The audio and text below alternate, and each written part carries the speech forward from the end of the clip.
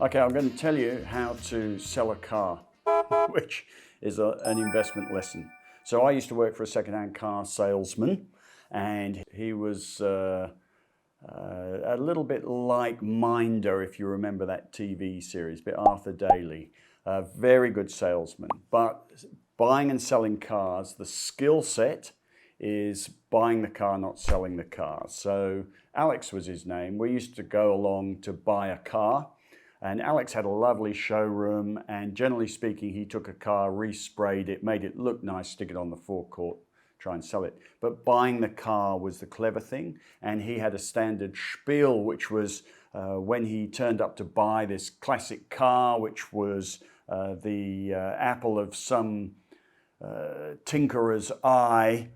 His job was to destroy it. And he would destroy it by saying, and he had this spiel, that, okay, this is a 1975 Austin Healey, it's done this many miles, so the next thing to go on it will be the tie rod ends and then your cylinder head gaskets. And he had this whole list of things that were about to go wrong with the car depending on its age, mileage, and he would just tick them all off, and you could see the soul of the seller dropping out of his beautiful car that he's spent weeks and years renovating, and Alex was just destroying it in front of him. And he would say that he couldn't possibly stick it on his forecourt because if someone drove it out and then the tie rod ends went and the gaskets went, it's his reputation at stake. So really it's an unsellable car, but you know, I would take it off your hands for this. But it's really a metal millstone was his classic. You knew he'd finished his spiel when he said it's a metal millstone. And he would do people a favor by taking these monstrous cars, which people loved, off their hands. And that was buying a car. Selling the car was easy. Alex didn't need to do it. He just needed to stick someone like me on the forecourt.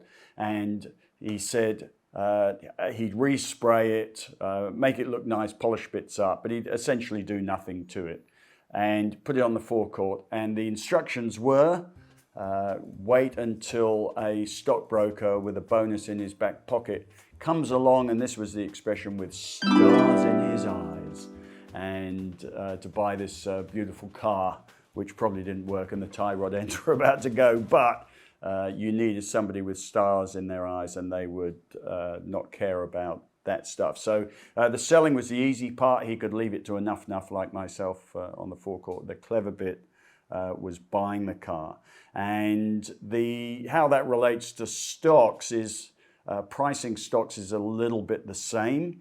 You buy things when people are fearful. So when the owner of the precious car is in the depths of fear about never being able to sell this car because it's a metal millstone, that's when you buy a car, and that's also when you buy stocks, when stocks are in a hole, a sentiment hole. Forget the fundamental value. We all know what the fundamental value of a car is. We knew it in those days as well. We had, if you remember, the Glasses Guide to what a car was worth.